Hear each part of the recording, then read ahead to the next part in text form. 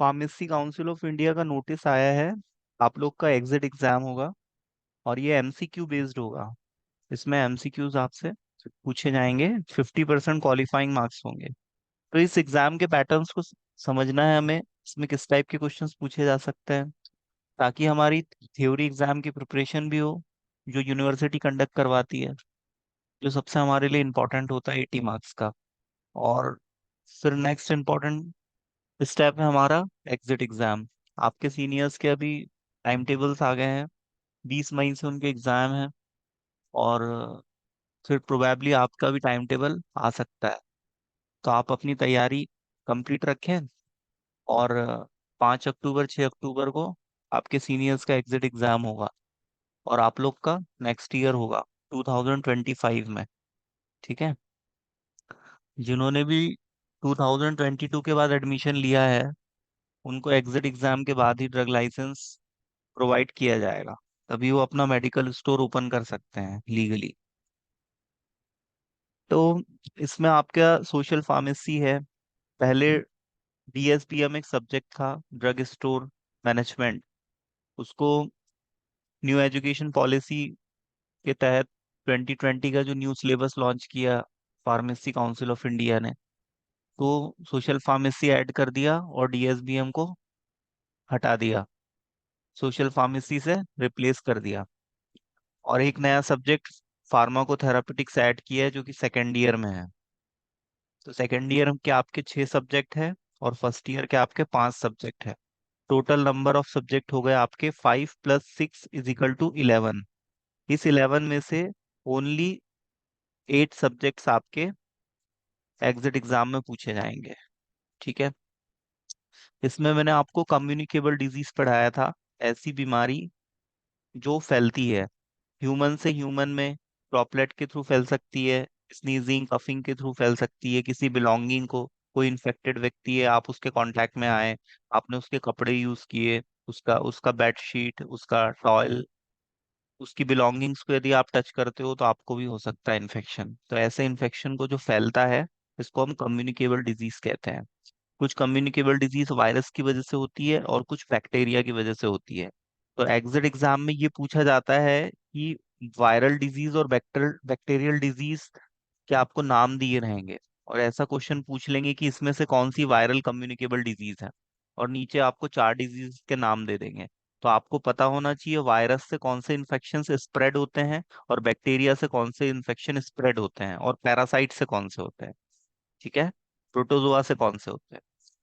जैसे कि एक क्वेश्चन है, आप इसका आंसर देंगे, which is not a virus born communicable disease? Measles, cholera, tetanus और एड्स। इसमें से कौन सी ऐसी डिजीज है जो वायरस से नहीं होती? है ना। हमें एमसीक्यू सॉल्व करने से पहले क्वेश्चंस को रीड करना जरूरी है। और उसको हमें फोकस के साथ रीड करना है, क्वेश्चन को हमें समझना है। और यदि हमें करेक्ट आंसर नहीं पता, तो हमें ये पता करना है कि रॉन्ग आंसर कौन से हैं। यदि हमने 4 में से 2 आंसर भी हमें रॉन्ग पता चल गए, तो फिर हम 2 में से पिन पॉइंट कर सकते हैं, तो हमारे करेक्ट आंसर देने की प्रोबेबिलिटी बढ़ जाएगी। है ना। तो हम इस क्वेश्चन को सॉल्व करने की कोशिश करते हैं। ये जो चारों मैंने आपको नाम बताया, मीजल्स, कोलेरा, टिटनस और HIV एड्स, ये चारों में से एक ऐसी डिजीज है जो कि वायरस से नहीं होती है। कोशिश करो इसका नाम बताने की। कॉलेरा तो वाटर बॉर्न डिजीज है। ठीक है, ये वायरस से होती है। HIV एड्स किससे होता है बताओ। हम्म। HIV एड्स वायरल इन्फेक्शन है या बैक्टीरियल? HIV एड्स बेटा वायरस की वजह से होता है। ठीक है, याद रखना, ये इंपॉर्टेंट है। HIV एड्स ये वायरल इन्फेक्शन है, असुरक्षित यौन संबंध बनाने से होता है। यदि कोई इन्फेक्टेड व्यक्ति मेल हो या फीमेल हो, उसके साथ यदि असुरक्षित यौन संबंध कोई बनाए, तो उसको HIV एड्स हो जाता है, बॉडी फ्लूइड के कांटेक्ट में आने से। ठीक है। या इन्फेक्टेड सुई यदि किसी को लगा दी जाए, जैसे एक एड्स का मरीज है, उसमें हमने निडल यूज की और उसी निडल को हमने दूसरे मरीज में यूज कर ली, तो दूसरा मरीज भी इन्फेक्टेड हो जाएगा। ठीक है। तो आपका HIV एड्स वायरल डिजीज है, याद रखोगे आप लोग, ठीक है। कॉलेरा आपका वाटर बॉर्न डिजीज है। वाटर बॉर्न डिजीज क्या होते हैं बेटा? जो पानी से फैलते हैं, ठीक है। हैजा भी आपका पानी से फैलता है, गंदा पानी पीने से। और मीजल्स, मीजल्स तो आपको पता ही है, वायरल डिजीज है। मीजल्स का टीका भी लगता है, वैक्सीनेशन शेड्यूल में हमने पढ़ा है, जब हमने इम्यूनाइजेशन के बारे में पढ़ा था, टीकाकरण के बारे में पढ़ा था, टीकाकरण का चार्ट हमने डिस्कस किया था। तो आपका HIV एड्स, कोलेरा और मीजल्स, ये तीनों डिजीज आपकी वायरल है। और एक जो टिटनस है, ये आपका वायरल डिजीज नहीं है, ठीक है। तो टिटनस के अलावा ये जो तीन है, ये आपके वायरल है। और जो एक बचा टिटनस, ये इसका करेक्ट आंसर हो गया, ठीक है। तो ये एक पैटर्न हमने समझा कि भाई हमें ये पता होना चाहिए कि बैक्टीरियल इन्फेक्शन कौन से है और वायरल इन्फेक्शन कौन से है। इसका यदि हमें आइडिया होगा तो हम करेक्ट आंसर को फाइंड आउट कर सकते हैं, ठीक है। कम्युनिकेबल डिजीज क्या होती है, नॉन कम्युनिकेबल डिजीज क्या होती है, इनके एग्जाम्पल्स भी हमें पता होना चाहिए। नॉन कम्युनिकेबल डिजीज के एग्जाम्पल्स बताइए। कैंसर, कैंसर इंडिविजुअली किसी एक मरीज को हुआ है तो वो उसी तक सीमित रहेगा। डायबिटीज, है ना, कोई यदि स्मोकिंग करता है और उसको लंग्स लंग्स में कैंसर हो गया, या किसी फीमेल को सपोज ब्रेस्ट में कैंसर हो गया, या किसी मेल को प्रोस्टेट ग्लैंड में कैंसर हो गया, तो वो उसी तक सीमित रहेगा। तो ये नॉन कम्युनिकेबल डिजीज है, जो संक्रामक नहीं है, फैलती नहीं है ना। कोई यदि ड्रिंकिंग कर रहा है और उसका लिवर यदि डैमेज हो गया है, तो उसके पड़ोसी का लिवर डैमेज होगा क्या? या उसके परिवार के किसी सदस्य का? नहीं होगा। तो इंडिविजुअली किसी मरीज पे उसकी हैबिट्स का यदि प्रभाव पड़ता है, उसकी लाइफ स्टाइल की वजह से, उसकी हैबिट की वजह से, उसकी थिंकिंग की वजह से, यदि उसको कोई डिजीज होती है तो वो नॉन कम्युनिकेबल होती है। और जो इन्फेक्शियस एजेंट होते हैं, पायरोजेंस होते हैं, पैथोजेंस होते हैं, एंटीजेंस होते हैं, वायरस, बैक्टीरिया, फंगस, ये सब कम्युनिकेबल होते हैं। जैसे फैमिली में एक सदस्य को खुजली हो गई और वो उसका साफ सफाई का ध्यान नहीं रखा, तो वो बाकी फैमिली मेंबर्स को भी, बाकी सदस्य को भी खुजली हो सकती है। इवन उस व्यक्ति के एक बॉडी पार्ट पे खुजली है, उसने वहां पर खुजाया, और उसी हाथ से उसने चेहरे पे भी खुजा लिया, कंधे पे भी खुजा लिया, चेस्ट पे भी खुजा लिया, पैरों पर भी खुजा लिया, तो वो खुजली उसकी पूरे शरीर में फैल जाएगी। और यदि इन्फेक्शन यदि सुपरफिशियली हुआ है, और उसको यदि ट्रीट ना किया जाए, लापरवाही बरती जाए, तो वो इन्फेक्शन हमारे स्किन को पेनेट्रेट करके हमारे ब्लड में जा सकता है। और जब वो ब्लड में चला जाएगा तो पूरी बॉडी में सर्कुलेट होगा, तो हर जगह बॉडी में ईचिंग का प्रॉब्लम आएगा। और वो इन्फेक्शन फिर बॉडी में लगभग हर जगह अपीयर होने लगेगा, उसका मैनिफेस्टेशन बाकी बॉडी पार्ट्स में भी हो जाएगा, ठीक है। तो इस इन्फेक्शन को ट्रीट करना जरूरी है। जैसे हम डस्ट के कांटेक्ट में आए, उसमें माइक्रोब्स हो सकते हैं, या हम किसी ऐसी जगह में गए जहां पर गंदा पानी, पानी में बहुत सारी चीजें, कचरा फेंका गया है और वो कचरा सड़ रहा है, तो वहां से बदबू आ रही है ना, बैड स्मेल आ रही है, ठीक है। और वहां मच्छर पनप रहे हैं, वहां पर माइक्रो ऑर्गेनिज्म पनप रहे हैं, तो वो इंसान को बीमार करते हैं। तो इंसान की डेथ का एक लीडिंग कॉज इन्फेक्शन भी है ना। इन्फेक्शन भी मैं आपको पढ़ा चुका हूँ, कितने टाइप के इन्फेक्शन होते हैं, प्राइमरी, सेकेंडरी, नोसोकॉमिनल, है ना, लेट्रोजेनिक, हिट्रोजेनिक इन्फेक्शन, है ना, जो फिजिशियंस की लापरवाही की वजह से होता है ना। तो ये है आपका, इस तरह से आपको क्वेश्चन सॉल्व करने हैं, ठीक है। अब ये जो टिटनेस है वो किसकी वजह से होता है? क्लॉस्ट्रीडियम टिटेनी, ये इसके बैक्टीरिया का नाम है, क्लॉस्ट्रीडियम। बैक्टीरियल सेल का हमें स्ट्रक्चर आना चाहिए, बैक्टीरियाज का हमें क्लासिफिकेशन आना चाहिए, gram positive bacteria, gram negative bacteria, उनके शेप एंड साइज के आधार पे भी उनको क्लासिफाइड किया गया है। ये सब मैं आपको पढ़ा चुका हूँ, बैक्टीरियल सेल का स्ट्रक्चर आपसे डिस्कस कर चुका हूँ, है ना। बैक्टीरियल सेल्स प्रोकैरियोटिक होते हैं, प्रोकैरियोटिक और यूकैरियोटिक, दो टाइप के सेल बताए थे आपको, ठीक है। तो क्लॉस्ट्रीडियम टिटेनी नाम आप याद रखोगे, ठीक है, ये एक बैक्टीरिया है। अब एक क्वेश्चन हम और देखते हैं। जैसे एक पूछा है आपसे, causative organism for HIV AIDS, इसका कॉजेटिव ऑर्गेनिज्म कौन सा है? ये तो अभी आपको मैंने बताया, बताओ। प्रोटोजोआ, बैक्टीरिया, फंगाई, वायरस, क्या है इसमें से? Very good. ऐसे ही हम लोग जब डेली बेसिस पे कम से कम 200 to 300 MCQ सॉल्व करेंगे, तो हमारे अराउंड कुछ ही महीनों में कम से कम 10-15 हजार एमसीक्यू हो जाने चाहिए, तो हमें एग्जाम क्रैक करना इजी हो जाएगा हमारे लिए। ठीक है। एचआईवी का फुल फॉर्म भी पूछते हैं, किसी को पता है एचआईवी का फुल फॉर्म क्या होता है? हम्म। एचआईवी का फुल फॉर्म बताएगा आप में से कोई? बताओ। एक्वायर्ड इम्यूनिटी डेफिशिएंसी सिंड्रोम, या एक्वायर्ड इम्यून डिफिशियंसी सिंड्रोम, ये एचआईवी का फुल फॉर्म है। ये भी पूछा जाता है। और एचआईवी के ट्रीटमेंट में कौन सी दवाई यूज करते हैं? जीडोवुडीन। जीडोवुडीन दवाई यूज करते हैं। एचआईवी का परमानेंट क्योर तो पॉसिबल नहीं है, लेकिन इस डिजीज के साथ सरवाइव किया जा सकता है, जिया जा सकता है दवाइयों के सहारे। ठीक है। अब एक पूछा है आपसे, इसका मतलब ये एमसीक्यू से हमें ये समझ में आ रहा है बेटा, इस टाइप के क्वेश्चंस भी आते हैं कि किसी भी इंफेक्शियस डिजीज के कॉजिंग एजेंट का नाम आपसे पूछ लिया जाएगा, है ना? जैसे आपका एचआईवी कैसे होता है, मीजल्स कैसे होता है, जी आपके सेक्सुअली ट्रांसमिटेड डिजीज, ठीक है, जिसमें आपका गोनोरिया आता है, सिफिलिस आता है ना? इनके कॉजिंग एजेंट हमें पता होना चाहिए, ये भी मैं आपको पढ़ा चुका हूँ। इन्फेक्शियस डिजीज और उसके कॉजिंग एजेंट। आपको पैटर्न समझ में आ रहा है किस टाइप के क्वेश्चंस आएंगे, आपको कैसे पढ़ाई करनी है ना? आप यदि पैटर्न के हिसाब से पढ़ाई करोगे तो आपके कम एफर्ट्स में बेहतर रिजल्ट्स आएंगे। ठीक है, इसलिए हमको पैटर्न को समझना है।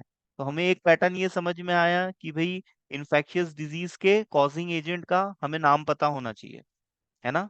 जैसे मैंने अभी आपको फिटनेस का बताया, है ना? ऐसे ही यहाँ पर एक क्वेश्चन आ गया आपसे, आ, ये पूछ लिया कि भाई मीजल्स का क्या है, कोलरा का क्या है वायरस का नाम, है ना? कोविड-19 के वायरस का नाम क्या है ना? कोरोना वायरस, वो तो इजी है। इबोला, इबोला भी वायरल इन्फेक्शन है। चिकनगुनिया, H1N1, ये भी वायरल इन्फेक्शन है।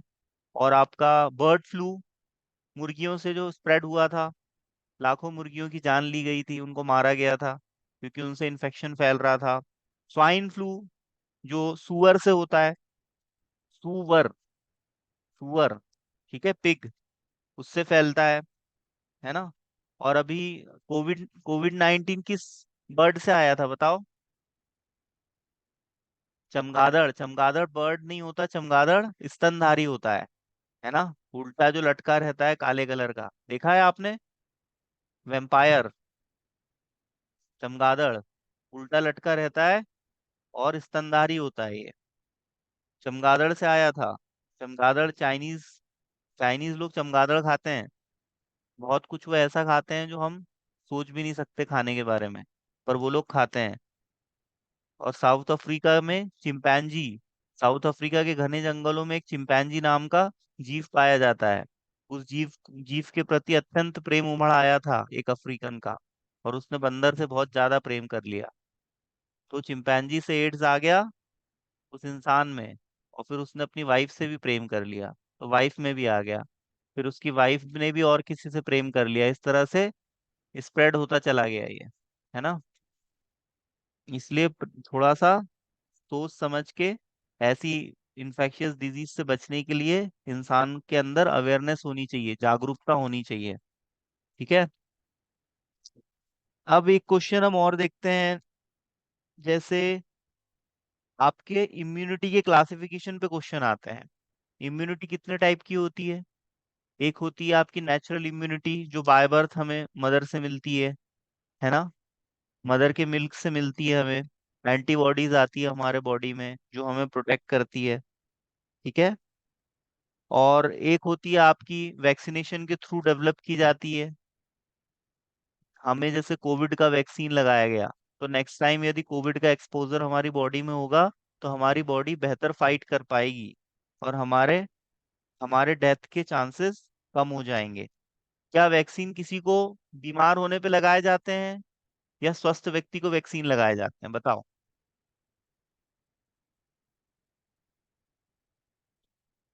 बताओ बेटा। हाँ, ये बात हमेशा याद रखना, बीमार व्यक्ति को कभी वैक्सीन नहीं लगाए जाते, क्योंकि वैक्सीन में ऑर्गेनिज्म का कमजोर हिस्सा या मरा हुआ ऑर्गेनिज्म रहता है। तो जब वो हमारी बॉडी में एक्सपोज होता है तो हमारे जो एंटीबॉडी सेल्स होते हैं वो उसके स्ट्रक्चर को रिकॉग्नाइज कर लेते हैं, और नेक्स्ट टाइम जब उससे एक्सपोजर होता है तो हमें अभ्यास, हमारी बॉडी को प्रैक्टिस रहती है कि उससे लड़ना कैसे है ना। आपने देखा होगा जब हम अभ्यास करते हैं तो पुतले पे गोली चलाते हैं ताकि हमारा निशाना दुरुस्त हो जाए, हमारा निशाना इंप्रूव हो जाए, है ना। और जब हम युद्ध के मैदान में लड़ेंगे तो हम पुतले पे गोली चलाएंगे क्या? हम तो उस टाइम पे रियल एनिमी सामने खड़ी होगी, उसी पे हम निशाना दागेंगे। ठीक है। ऐसे ही क्या होता है, वैक्सीन लगाने से हमारी बॉडी की प्रैक्टिस हो जाती है कि भाई कोविड आएगा तो उससे ऐसे लड़ना है। ऐसा ऐसा दिखता है वो, उसका डमी। काग भगोड़ा आपने पढ़ा होगा, खेतों में काग भगोड़ा खड़ा कर देते हैं, पक्षियों को लगता है कि कोई इंसान खेतों में खड़ा है, निंदाई गुड़ाई कोई कर रहा है, कोई पेस्टिसाइड्स का छिड़काव कर रहा है, ऐसा पक्षियों को लगता है। तो फिर वो खेत में नहीं आते हैं, नहीं तो फसलों को वो खाने लगते हैं। तो डमी खड़ा करते हैं ना हम केवल। एक आदमी धूप में दिन भर तो खड़ा रह नहीं सकता और रात भर, तो हम वहां पर एक पुतला बना के खड़ा कर देते हैं। पक्षियों को उतना समझता नहीं है कि वो पुतला है या इंसान है। हाँ खैर, हालांकि आजकल पक्षियों को भी समझने लगा है, वो तो काग भगोड़े के ऊपर ही आके आजकल बैठने लगे हैं। तो उनको भी कई वर्षों में समझ में आने लगा है, उनमें भी अंडरस्टैंडिंग डेवलप हो रही है। जैसे इंसानों में अंडरस्टैंडिंग डेवलप हुई ना, एक वक्त था कि इंसान जंगलों में हू हा करता था, जानवरों को मारता था भाले फेंक के, और फिर जानवरों को कच्चा खाता था। फिर कभी जंगलों में आग लग गई तो भुंज गया जानवर, तो बोले वाह साहब, सीख कबाब, भुजा हुआ मांस तो ज्यादा स्वादिष्ट लगता है, लजीज लगता है। फिर इंसान ने आग की खोज कर ली, पहिए की खोज कर ली, और लाखों वर्षों में इंसान आज एरोप्लेन से ट्रेवल कर रहा है ना। बिना, आजकल आप देख रहे हो कि भाई ड्रोन आ गया है ना, आर्टिफिशियल इंटेलिजेंस आ गया है, लेटेस्ट टेक्नोलॉजी आ गई है ना, कंप्यूटर आ गया, लैपटॉप आ गया, मोबाइल आ गया। तो ये सब विकास के दौरान धीरे धीरे हुआ है। तो ऐसे ही दवाइयों का भी डेवलपमेंट धीरे धीरे हुआ है। जब मलेरिया नया नया आया था तो मलेरिया से बहुत लोग मर गए थे, क्योंकि मलेरिया का इलाज नहीं था मार्केट में, और समझ में नहीं आता था कि लोग मर क्यों रहे हैं। ऐसी जब भी कोई बीमारी नहीं आती है तो उसका इलाज ढूंढने में वैज्ञानिकों को टाइम लग जाता है, और जब तक इलाज नहीं आता तब तक बहुत सारे लोग स्वर्ग पहुंच जाते हैं। ठीक है। तो इंसान धीरे धीरे विकास के क्रम में अपने आप को डेवलप करता है ना। पहले इंसान कपड़े नहीं पहनता था, फिर उसको थोड़ी समझ आई तो उसने छाल लपेटनी शुरू कर दी पत्तों की। अब तो इंसान फुल्ली ड्रेस्ड अप हो गया है, suit boot tie belt socks सब पहनने लगा है। तो ये डेवलपमेंट है ना। धूप से बचने के लिए छाते का इस्तेमाल करता है, बारिश से बचने के लिए रेनकोट का इस्तेमाल करता है, ठंडी के दिनों में चाय पी के गर्मी दूर करता है, और गर्मी के दिनों में बियर पी के गर्मी भगाता है, कोल्ड ड्रिंक पीता है। तो अब इंसान के अंदर समझ आ गई, और ये समझ समय के साथ आती है। तो यही समझ आ गई पक्षियों में, उनने देख लिया कि भाई ये हमको उल्लू बना रहे हैं, काग भगोड़ा खड़ा करके रखा है और ये कोई मतलब का है नहीं, हमको डराने के लिए था आज तक, है ना। ऐसे ही आज तक कोई वैज्ञानिक मच्छरों को नहीं मार पाया। आपने देखा होगा पिछले 15 वर्षों में मच्छरों को मारने के लिए नई नई टेक्निक आई है। कभी फास्टनर आता है, कभी गुड नाइट आता है, कभी कछुआ छाप अगरबत्ती आती है। पर मच्छर हर वर्ष अपने अंदर इम्यूनिटी डेवलप कर लेता है, करता है या नहीं? दुनिया का हर सेल जिंदा रहना चाहता है, दुनिया का हर सेल जिंदा रहना चाहता है। प्रोक्योरियोटिक सेल जब जिंदा रहना चाहता है, वायरस जब जिंदा रहना चाहता है, तो इंसान की बात तो बहुत दूर की है। इंसान तो बहुत विकसित जीव है। इंसान का जो प्री फ्रंटल फ्रंटल कॉर्टेक्स है वो इस धरती पर सभी जानवरों में सबसे ज्यादा विकसित है। इंसान के अंदर प्लानिंग का गुण है, इंसान के अंदर कल्पनाशीलता है, इमेजिनेशन पावर है। और न्यूटन ने क्या कहा था? न्यूटन और अल्बर्ट आइंस्टीन जैसे वैज्ञानिकों का मानना था कि imagination eight wonder of the world, दुनिया का आठवां अजूबा क्या है? हमारा इमेजिनेशन, हमारी कल्पना, हमारी क्रिएटिविटी, हमारा इनोवेशन। इनोवेशन को हम नवाचार बोलते हैं। नवाचार मतलब कुछ नया करने की क्षमता, तो वो केवल इंसान के पास होती है, और थोड़ी बहुत बाकी लोगों में भी होती है। कौवा भी बहुत इंटेलिजेंट होता है। आपने कौवे की कहानी पढ़ी होगी। मटके में आधा मटका पानी था, कौवे मुहाने पे खड़ा हुआ, मटके के और नीचे चोंच जैसी उसने डाली तो उस पानी तक नहीं पहुंच पा रहा वो। तो कौवे ने क्या किया था बताओ?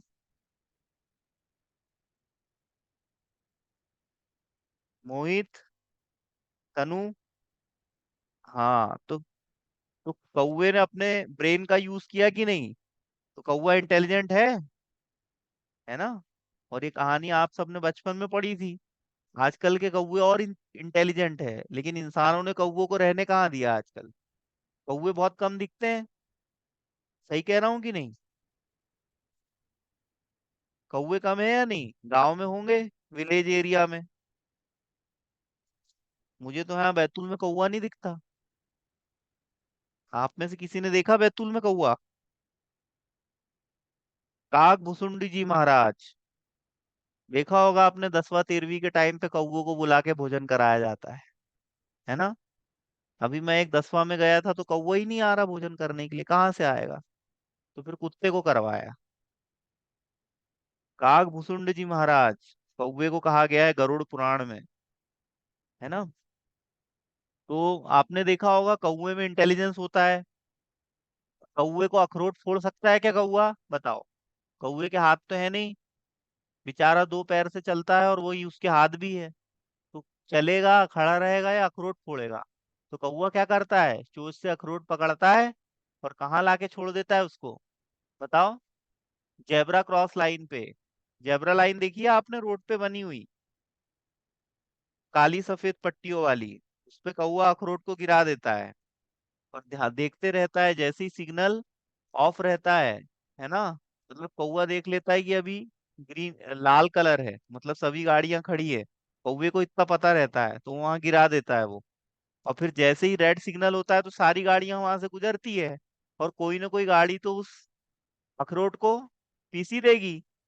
और फिर जैसे ही गाड़ियां सब चली जाती है और फिर रेड सिग्नल हो जाता है, तो कौवा आके बढ़िया फर्स्ट क्लास काली सफेद पट्टी पे खड़ा रहता है और खा लेता है अखरोट। उसको पता है कि जब तक लाल जल रहा है कोई गाड़ी नहीं निकलेगी। तो बताओ, कौवे ने इंटेलिजेंस डेवलप किया कि नहीं समय के साथ?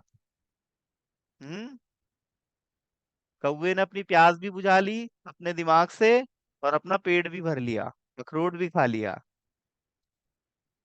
आयुर्वेद में कहा गया है कि हमारे बॉडी पार्ट से मिलता जुलता जो फल है, जिसकी आकृति, जिसका शेप एंड साइज हमारे शरीर के जिस अंग से मिलता है, वो उस अंग को बलिष्ठ बनाता है, बलवान बनाता है, शक्ति शक्ति प्रदान करता है। अखरोट कैसा दिखता है बताओ? अखरोट का जो आकार आकृति है, वो हमारे शरीर के किस अंग से मिलती है? मोहित, तनु, सुमित, बताओ।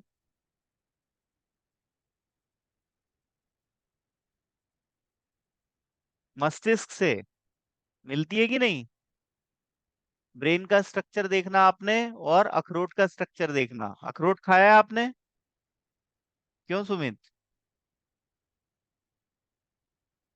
हाँ, अखरोट खाया करो बेटा, अखरोट हमारे मस्तिष्क के लिए न्यूट्रिशियस होता है ना? उससे दिमाग तेज होता है। तो दिमाग तेज होना चाहिए कि नहीं? दिमाग तेज होने के लिए आपको अखरोट खाना चाहिए, है ना? और किसी भी व्यक्ति को नशा नहीं करना चाहिए किसी भी प्रकार का। न स्मोकिंग, न ड्रिंकिंग, न चरस, न गांजा, न अफीम, न कोकेन, न स्मैक। ये सब चीजें दिमाग को कमजोर बनाती है। नशा दिमाग को कमजोर बनाता है। तो ये है आपका डेवलपमेंट। तो ऐसे ही इंसान में भी डेवलपमेंट आया है। आप वो दिन दूर नहीं है कि ड्रोन से सप्लाई होगी। आप अमेजन से कोई कोई भी चीज ऑर्डर करोगे तो वो आपके डोर स्टेप पे ड्रोन लाएगा। ड्रोन पता है ना आपको? ड्रोन देखे आपने? और ड्रोन ड्रोन से भविष्य में खेती भी की जाएगी। 50 एकड़ खेत है, उसमें स्प्रे करना है। तो एक व्यक्ति यदि स्प्रे करेगा भरी धूप में तो कितना टाइम लगेगा, है ना। अब ये बात अलग है कि एक व्यक्ति का रोजगार चला जाएगा ड्रोन की वजह से, कंप्यूटर की वजह से तो बहुत सारे रोजगार चले गए। लेकिन टेक्नोलॉजी आने से पुराने रोजगार जाते हैं तो नए रोजगार भी तो आते हैं। एक अंकल मुझसे कह रहे थे, बेटा अब तो सब मोबाइल में टाइम देख लेते हैं तो कोई घड़ी यूज नहीं करता, तो मेरी घड़ी की शॉप मैंने बंद कर दी है, तो मेरा बिजनेस बंद हो गया। मैंने कहा अंकल नई अपॉर्चुनिटी भी तो मिली है, मोबाइल की शॉप खोल लो, सीख लो नए स्किल सेट, है ना। नई टेक्नोलॉजी आने से पुराने रोजगार जाते हैं और नए रोजगार पैदा होते हैं। तो आपके अंदर नई स्किल सेट यदि है तो आपको नया रोजगार मिलेगा कि नहीं, बताओ। अभी भारत सरकार ने वैकेंसी निकाली है ड्रोन पायलट की, 50,000 ड्रोन पायलट की जरूरत है। आपको यदि यहाँ से कोई चीज भोपाल पहुंचानी है तो आप ड्रोन से भी तो पहुंचा सकते हो। यदि वो एक आध किलो की 2 किलो की है तो 30 kg तक ड्रोन उठा सकता है। अब कोई चीज 10 kg की है, उसको आप बस से लेके जाओगे तो ज्यादा खर्चा आएगा या ड्रोन से भोपाल पहुंचाओगे तो ज्यादा खर्चा आएगा, बताओ। हम्म। ड्रोन से लेके जाओगे तो कम खर्चा आएगा ना। अच्छा आपको बताओ, यहाँ से आपको सपोज चाइना जाना है, तो फ्लाइट से जल्दी पहुंचोगे या ट्रेन से जल्दी पहुंचोगे। ट्रेन तो खैर जाती ही नहीं है। फ्लाइट से जल्दी पहुंचोगे ना तो समय बचेगा ना। और पूरा विज्ञान इसी बात पे तो निर्भर करता है कि समय बचाना है ना। समय बचाने के लिए तो विज्ञान प्रयासरत है, ऊर्जा बचाने के लिए प्रयासरत है। अब जैसे आपने देखा होगा यदि कोई साइकिल चलाए और उससे बिजली बने तो डबल फायदा है। इंसान साइकिल चलाएगा, कहीं पहुंच भी जाएगा, और साइकिल चलाएगा, पहिया घुमाएगा, तो उससे मैकेनिकल एनर्जी को इलेक्ट्रिकल एनर्जी में कन्वर्ट किया जा सकता है। और यदि इलेक्ट्रिकल एनर्जी हमें मिल गई मैकेनिकल एनर्जी से तो बहुत अच्छी बात है। इसका एग्जाम्पल है जैसे पवन चक्की, है ना, सोलर ऊर्जा, सौर पैनल आपने देखे हैं पानी गर्म करने वाले। एक ऐसा लाइट आता है कि जिसको दिन भर धूप में वो सूर्य की रोशनी से चार्ज होगा और रात भर जलेगा, फिर दूसरे दिन सूर्य की रोशनी से दिन भर चार्ज होगा, फिर रात भर चलेगा। कितनी अच्छी बात है ना। तो वैज्ञानिक यही तो चाहते हैं कि भाई ऊर्जा ऊर्जा हमारी कम से कम में हमें आउटपुट ज्यादा से ज्यादा मिले। जैसे हाइड्रोलिक प्रेशर का इस्तेमाल करना, है ना, हाइड्रोलिक प्रेशर के इस्तेमाल से भी बहुत सारे काम होते हैं। ठीक है। तो वैज्ञानिक ये चाहते हैं, जैसे अभी लिथियम आयन बैटरी आ गई है जिससे आपकी इलेक्ट्रिक कार्स चल रही हैं, बाइक्स आ रही हैं। स्कूटी आपने किसी ने चलाई है, इलेक्ट्रिक बाइक, स्कूटी या कार, टेस्ला, है ना। तो आप बताओ सस्ती कौन सी पड़ती है, पेट्रोल वाली बाइक या इलेक्ट्रिक बाइक।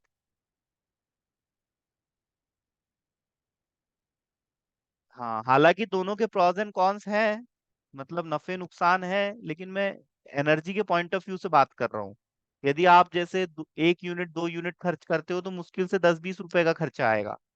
और यदि आपने जैसे उसको 20 रुपए की बिजली से भी फुल चार्ज कर लिया और वो 120 किलोमीटर भी चलती है, तो आपको वही 120 किलोमीटर चलने के लिए कम से कम 250 रुपए का पेट्रोल डालना पड़ेगा। तो आपके 220 रुपए बचेंगे या नहीं। तो पैसा बचाना, कम ऊर्जा में ज्यादा आउटपुट आए, यही तो विज्ञान का आधारभूत गोल है, एम है। अल्टीमेट गोल क्या है साइंस का, लाइफ को एफर्टलेस बना देना। आज लाइफ कितनी एफर्टलेस बन चुकी है बताओ। रिमोट से ही टीवी पे चैनल चेंज करते हो सब लोग। आज से 40 साल पहले ये फैसिलिटी थी क्या। उठ के टीवी का चैनल चेंज करना पड़ता था, पड़ता था कि नहीं। आजकल तो घरों में स्मार्ट गैजेट्स आ गए हैं, पंखा रिमोट से कंट्रोल होता है, लाइट रिमोट से कंट्रोल होता है, टीवी, एसी, मतलब इंसान घर बैठे बैठे पूरा रिमोट कंट्रोल से सब कंट्रोल कर सकता है। घर पे कैमरे लगे हुए हैं, इंटरनेट के थ्रू भोपाल में बैठा हुआ व्यक्ति देख सकता है कि भाई मेरे घर पे क्या चल रहा है, सर्विलेंस रख सकता है। तो टेक्नोलॉजी कितनी हाई फाई आ गई है। आर्टिफिशियल इंटेलिजेंस आ गया है जो कि हर फील्ड में यूज हो रहा है ना। चैट जीपीटी है, एलेक्सा आपने देखी होगी, एलेक्सा अभी 5-10 साल से काफी प्रचलित हो गई, है ना। गूगल असिस्टेंट है। ये सब टेक्नोलॉजीज हैं। इनका आप सदुपयोग भी कर सकते हो, दुरुपयोग भी कर सकते हो। मोबाइल तो आजकल कॉमन है ना। सबके पास एंड्रॉइड फोन है, शायद ही कोई हो। यहाँ बैतूल में गंज में जो बोझा ढाना है, जो लोग पन्नी बीनते हैं, उनके भी पास मैंने एंड्रॉइड फोन देखे हैं। वो भी फोन पे बताते हैं यहाँ कचरा रखा हुआ है, ढीक प्लास्टिक, कलेक्ट कर लेना यहाँ से। मैं जा रहा हूँ, काम आ गया मेरे को। फोटो भी भेज देते हैं व्हाट्सएप पे, है ना, माल की। पन्नी बिनने वालों को फायदा होता है, बहुत फायदा होता है। प्लास्टिक, पन्नी, लोहा, ये सब रिसाइकलाइजेशन होता है इसका। होता है कि नहीं। जैसे भाई प्लास्टिक भी नहीं, प्लास्टिक को पिघलाया और पिघला के उससे फिर नए नए मग्गे, बाल्टी और जो भी प्लास्टिक के ऑब्जेक्ट्स है वो बना लिए, फिर से मार्केट में आ जाते हैं वो। पन्नी को पिघला के फिर पर कभी कभी क्या है बेटा, पन्नी पानी में चली जाती है तो पन्नी सड़ती है क्या कभी। हम्म। पन्नी का डिग्रेडेशन होता है क्या। तो पन्नी यूज नहीं करना चाहिए। कागज के थैले यूज करना चाहिए, या घर पे जो झोले होते हैं, झोले भी लेके मार्केट जाना चाहिए। पन्नी का यूज हमें कम से कम करना है, क्योंकि पन्नी बहुत ज्यादा पॉल्यूशन फैलाती है। फैलाती है या नहीं, है ना। तो पन्नी का यूज हमें कम से कम करना है। आपने देखा होगा गवर्नमेंट समय समय पे पन्नी पे बैंड लगा देती है, देखा है। कई जगह आप शॉप पे जाते हो तो वहां आपको कहते हैं पन्नी नहीं है भाई। देखा है आपने ये? हाँ, तो हमें इन चीजों को समझना चाहिए। यही होती है शिक्षा, जो हमारे अंदर अंडरस्टैंडिंग डेवलप करे, हमें समझदार बनाए। हमें हर चीज का कॉज पता होना चाहिए, रीजन पता होना चाहिए, क्या क्यों हो रहा है, कैसे हो रहा है, और इसके पीछे क्या कारण है। इसकी समझ हमें होनी चाहिए, तभी तो हम शिक्षित कहलाएंगे, है ना। नहीं तो हम केला खा के यदि छिलका सड़क पे फेंकेंगे, और उस छिलके से हमारा कोई भाई बहन, हमारा कोई दोस्त, या हमारा कोई जिससे हमारा रिश्ता ना भी हो, तो भी वसुदेव कुटुंबकम के अनुसार क्या है, हम हर व्यक्ति से कनेक्टेड है कहीं ना कहीं। है या नहीं, बताओ। देखो, एक बीज है, एक बीज को आप बोओगे, उससे 25 गेहूं के दाने निकलेंगे। फिर वो 25 दाने को आप बो दोगे तो फिर उससे 25-25 निकलेंगे। फिर वो उनको बो दोगे तो फिर 25-25 निकलेंगे। ऐसे करके यदि 50 साल तक करोगे, तो एक बीज से कितने दाने हो जाएंगे, बताओ, अंदाजा लगाओ। खरबों हो जाएंगे, अरबों खरबों दाने हो जाएंगे। पर उसका मूल एक रहेगा कि नहीं। क्यों सुमित। एक पेड़ तुम कहीं से एक पेड़ लेके आए थे, या तुम बताओ मुझे, तुम कहीं से एक मुर्गा मुर्गी लेके आ गए उदाहरण के लिए, तुमने उसको घर पे रखा, उनके बच्चे हुए बहुत सारे, मुर्गी तो वैसे ही कम से कम 30-40 अंडे देती है। फिर उनसे मुर्गा मुर्गी निकले, है ना। फिर तुम्हारी भी एज बढ़ती गई, मुर्गी ने भी अपनी जनरेशन को बढ़ाया, तुम्हारी चौथी जनरेशन आ गई। ध्यान देना, तुम्हारी चौथी जनरेशन आ गई, मुर्गा मुर्गी इतने बढ़ गए, पर उसका मूल तो एक ही रहेगा ना, वो दो जो तुम लेके आए थे। हम्म। तो इस दुनिया में वो दो से ही तो बहुत सारे हो गए, लेकिन अब समझ में नहीं आ रहा उन मुर्गा मुर्गी को कि ये हमारे भाई बहन है। इनसे कोई तो रिश्ता है हमारा कहीं ना कहीं से। आ रहा है समझ में। ऐसे ही आप यदि कम से कम 10 लाख साल पीछे चले जाओ, तो क्या आपको लगता है इंसान कम रहे होंगे। हम्म। ऐसा हो सकता है। आज से यदि आप 5 लाख साल पहले चले जाओ, 2 लाख साल पहले चले जाओ, तो आपको ऐसा लगता है कि इंसान कम रहे होंगे। और इंसान यदि 100 से 140 करोड़ हुए हैं, तो कहीं ना कहीं किसी न किसी से कोई ना कोई कांटेक्ट तो हर इंसान का होगा। ये मैंने आपको गेहूं का एग्जाम्पल दिया, मुर्गा मुर्गी का एग्जाम्पल दिया, तो इंसान भी तो ऐसी जनरेशन को बढ़ाता है। बढ़ाता है या नहीं। किसी किसी को ये नहीं पता कि मेरी 10वीं पीढ़ी का नाम क्या था। 3 पीढ़ी से ज्यादा कोई नहीं जानता है, या ज्यादा से ज्यादा 5 पीढ़ी मैक्सिमम कोई जानता होगा। कोई बिरला व्यक्ति करोड़ों में एक, तो 7 पीढ़ी के बारे में जानता होगा, कि मेरे पापा का नाम ये, मेरे पापा के पापा का नाम ये, मेरे पापा के पापा के पापा का नाम ये, और मेरे परदादा और मेरे सब दादाओं का नाम मुश्किल से 7 पीढ़ी तक बता पाएगा। कोई है ऐसा जो 10 पीढ़ी से ज्यादा बता सकता है। नहीं होगा, मैंने आज तक कोई नहीं देखा। आपने भी नहीं देखा होगा। आप में से कोई बता सकता है क्या? मतलब सच बताना है, झूठ नहीं बोलना। मैं जो समझाना चाह रहा हूँ आप समझ रहे हो मैं क्या कहना चाह रहा हूँ? हमको हमारी 7 पीढ़ी के बाद का कुछ पता नहीं है, तो किससे किसका क्या कनेक्शन है हम लोग नहीं जानते। तो अब इंसान को इतना पता नहीं है तो वो एक ही चीज का ख्याल रखता है। किस चीज का ख्याल रखता है? गोत्र का। रखता है कि नहीं? जैसे भाई किसी का मारवाड़ गोत्र है, तो आपने देखा होगा मारवाड़, मारवाड़ जिसका सरनेम है वो कभी भी मारवाड़ सरनेम की लड़की से शादी नहीं करेगा। या किसी लड़की का सरनेम मारवाड़ है तो वो मारवाड़ सरनेम के लड़के से शादी नहीं करेगी। ऐसा क्यों होता है बताओ?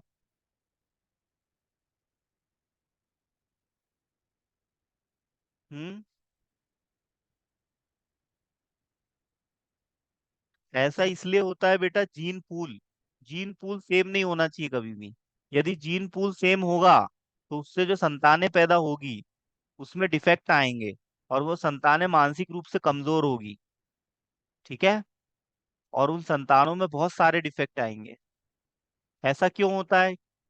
क्योंकि दूरस्थ शाखा से जुड़ना है, समीपस्थ शाखा से नहीं जुड़ना है ना? जैसे आपने देखा होगा सामान्यतः शादियां होती है तो अपनी मौसी की बेटी से कोई शादी नहीं करता, है ना? वो आपकी बहन होती है। पर क्या उससे शादी हो सकती है? बिल्कुल हो सकती है। और यदि शादी हो गई तो उससे जो बच्चे पैदा होंगे उनसे इंसान की जो पीढ़ी है वो अधोगति की तरफ जाएगी। आपको पता है इंसान ने जब विज्ञान को समझा तो इंसान समझ गया कि भाई भारतीय मूल का पुरुष यदि विदेशी महिला से विवाह करेगा तो उससे जो बच्चे पैदा होंगे वो बहुत इंटेलिजेंट पैदा होंगे। क्यों? क्योंकि जीन पूल में बहुत डिफरेंस है ना। समझ रहे हो मैं क्या कह रहा हूँ? जीन पूल पास का नहीं होना चाहिए, जीन पूल दूर का होना चाहिए। तो आपने देखा होगा यदि फादर का सरनेम सपोज, कोई भी सरनेम ले लो, फादर का सरनेम जैसे आपका फादर का सरनेम है आपका झाड़े, और मदर का सरनेम है आपका मायवाड़, तो मदर के और फादर के सरनेम में कभी विवाह नहीं होता उनके बच्चों का। ये मैं आपको साइंस बता रहा हूँ बेटा, ये बहुत गहरी बात है। ये शायद ही आपने कभी सुना समझा होगा, और ये आपको शायद कोई बताएगा कभी। ये विज्ञान को बहुत गहराई से समझने के बाद मैं आपको ये बात बता रहा हूँ कि ऐसा क्यों होता है। इसके पीछे साइंटिफिक रीजन आपको मैं दे रहा हूँ। पता था आप लोगों को ये बात? जीन पूल में डिफरेंस होना चाहिए। इसी को ध्यान में रखा जाता है कि हमारी जो शाखा चली आ रही है ना, तो हमें दूरस्थ शाखा से कनेक्ट होना है, समीपस्थ शाखा से नहीं होना है कभी कनेक्ट। है ना? ये बात है। फिर ऐसा क्यों ये किया जाता है कि भाई अम, जैसे कुछ ऐसे, जैसे जानवर हैं, जानवर में ये चीज वो फॉलो करते हैं क्या बताओ? नहीं करते। इसलिए तो वो जानवर है, उनका विकास कहाँ हो पाया? उनमें इमेजिनेशन आया क्या? नहीं आया। क्यों नहीं आया? उनमें डेवलपमेंट हुआ क्या? नहीं हुआ। क्योंकि उन्होंने इन चीजों को समझा नहीं समय के साथ। और इंसान भी एक जानवर ही था पहले, लेकिन इंसान की समझ बढ़ते चली गई, और इंसान होमोसेपियन से, क्रोमेग्नान से, है ना, आदि मानव से इंसान अब मानव बन गया है। बन गया है कि नहीं? है ना? आदि मानव के शरीर पे बहुत सारे बाल रहते थे, और आज का मानव तो वैक्स करके पूरे बाल हटा ले रहा है। हटा ले रहा है कि नहीं? और बढ़िया परफ्यूम डिओ लगा के चकाचक। पहले इंसान क्या है, जंगलों में रहता था तो उसको बाल की जरूरत पड़ती थी, है ना? गर्मी से बचने के लिए बाल जरूरी है या नहीं? ठंडी से बचने के लिए बाल जरूरी है, गर्मी से बचने के लिए जरूरी है, बारिश से बचने के लिए जरूरी है ना? तो विकास के दौर में जिस चीजों की इंसान को जरूरत नहीं हुई वो कम होते चली गई। है ना? इंसान के विकास में सबसे बड़ा जो योगदान है वो है इंसान का 2 पैरों पे चलना। और सामने के जो 2 पैर थे उसका हाथ की तरह इंसान ने इस्तेमाल करना शुरू कर दिया। और जब इंसान ने ऐसा किया तो उसने जैसी गर्दन ऊपर उठाई तो उसने आसमान देखना शुरू कर दिया। और यही इंसान की सबसे बड़ी विशेषता है कि इंसान ने सीधे खड़े हो गया इंसान। तो मतलब उसकी रीढ़ की हड्डी के ऊपर उसका जो ब्रेन है उसका डेवलपमेंट बहुत तेजी से होने लगा। है ना? इंसान एकदम सीधा खड़ा रहता है, कुत्ता खड़ा हो पाता है क्या सीधा? नहीं। शेर भी नहीं हो पाता, तेंदुआ भी नहीं हो पाता है। बंदर भी पूरी तरह से नहीं हो पाता है। फिर भी बंदर का जो जीन है वो इंसान के काफी करीब है। लगता है आपको देख के ऐसा? हम्म। इसीलिए तो बंदरों पे ज्यादा एक्सपेरिमेंट करता है इंसान। आपको पता होगा ज्यादातर जो दवाइयों की टेस्टिंग है वो बंदरों पे की जाती है, क्योंकि बंदरों का जो सिस्टम है वो इंसान के सिस्टम के बहुत करीब है। बोले साहब बंदरों पे दवाई की जांच करके देख लेते हैं, यदि बंदरों की बीमारी ठीक हो जाएगी तो इंसानों की भी हो जाएगी। लेकिन विशेषता ये है कि कोई दवाई है, वो बंदरों पे टेस्टिंग यदि हमको करनी है तो बहुत सारी ऐसी बीमारी है जो इंसानों में होती बंदरों में नहीं होती। वैज्ञानिकों ने बहुत जद्दोजहद की कि बंदर को डायबिटीज हो जाए, ताकि हम डायबिटीज की दवाई से बंदरों का डायबिटीज ठीक करें, और यदि डायबिटीज ठीक हो जाए तो उन दवाइयों को हम इंसानों में यूज करें।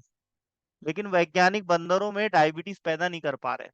बहुत मुश्किल से पैदा होती है, पर डायबिटीज इंसान में बहुत आसानी से हो जाती है। हाइपरटेंशन की बीमारी है ही नहीं बंदर में, इंसान में है हाइपरटेंशन की बीमारी। अब कोई एंटी कैंसर दवाई है, उसकी हमको जांच करनी है कि वो कैंसर को ठीक कर रही कि नहीं। तो हम किसी न किसी जानवर में कैंसर पैदा करते हैं ना, जानबूझ के कैंसर पैदा करते हैं। अब हम कैंसर वाला जानवर कहाँ से ढूंढेंगे बताओ, ऐसा कुत्ता कहाँ से ढूंढो जिसको कैंसर हो गया है? जब वैज्ञानिक जंगलों में कुत्ता ढूंढेंगे तो वो नॉर्मल कुत्ते को ही पकड़ के उसी में कैंसर डेवलप करते हैं, उसी के कोशिका में उसी के टिश्यू को आइसोलेट करके उसी में कैंसर डेवलप करते हैं, और फिर उसी में एंटी कैंसर दवाइयों की टेस्टिंग होती है। तो बताओ जानवरों के साथ जाती हो रही है या नहीं? हम्म। इसीलिए सीपीसी गाइडलाइंस बनाए गए हैं, मतलब जानवरों की हैंडलिंग अच्छे से करनी है।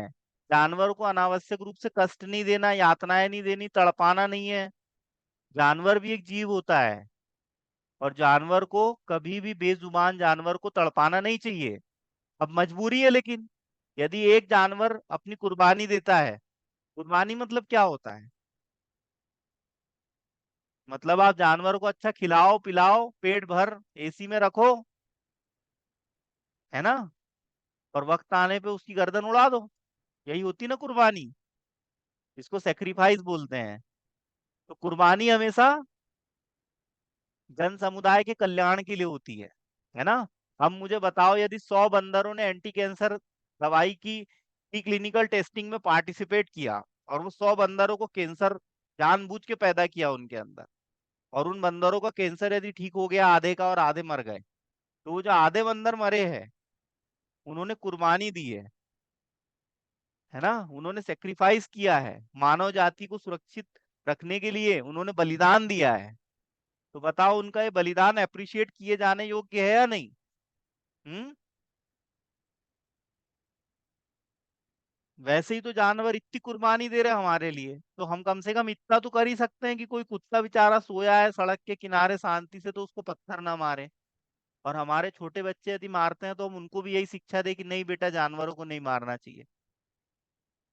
आपको पता है जितनी भी दवाइयां आप खा रहे हो, ये दवाइयां आपको खिलाने से पहले जानवरों को ठुसाई गई है, और जानवरों पे इसके एक्सपेरिमेंट किए गए हैं, और हजारों लाखों करोड़ों जानवरों ने अपनी कुर्बानी दी है। उसके बाद ये दवाई मार्केट में आई है, और आप लोग इसको खा के अपने बच्चों की और अपनी बीमारियां ठीक कर रहे हो। तो बताओ जानवरों के लिए हमें थैंकफुल होना चाहिए या नहीं?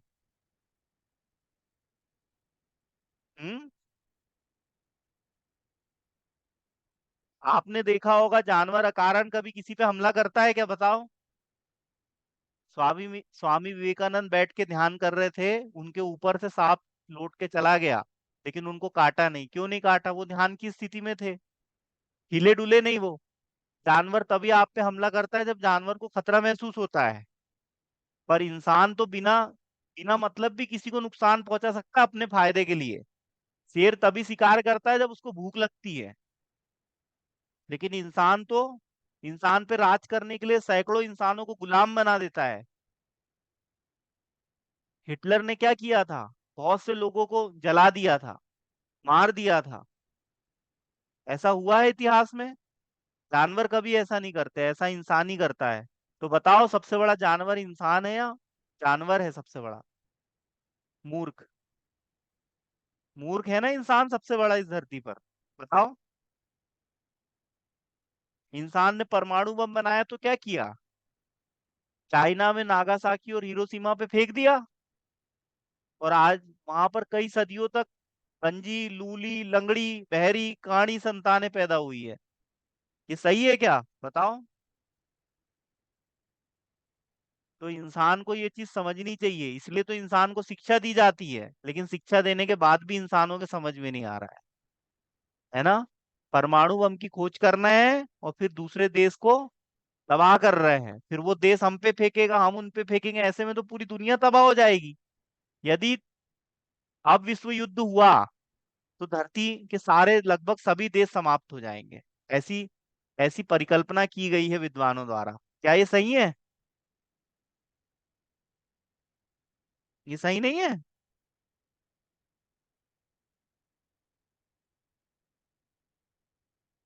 अच्छा, अब सिंधु घाटी सभ्यता खत्म हुई कि नहीं, बताओ? ये तो तुमने पढ़ा है। सिंधु घाटी सभ्यता कहाँ गई?